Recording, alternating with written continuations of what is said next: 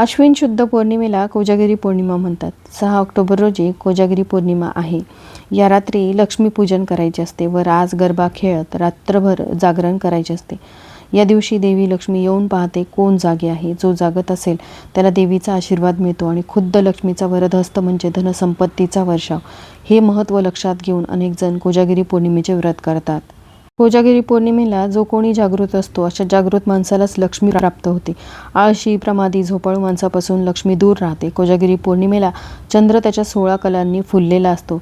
म्हणूनच या दिवशी चंद्र पृथ्वीच्या सगळ्यात जवळ असतो आणि या चंद्रातून अमृताचा वर्षाव होतो.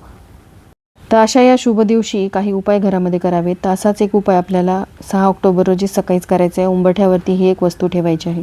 तर ही वस्तू कोणती आहे, हा उपाय कशा प्रकारे करायचा आहे यावरचा डिटेल व्हिडिओ पाहण्यासाठी खाली दिलेल्या त्रिकोणवरती क्लिक करा, जेणेकरून संपूर्ण माहिती तुम्हाला मिळेल. धन्यवाद. श्री स्वामी समर्थ.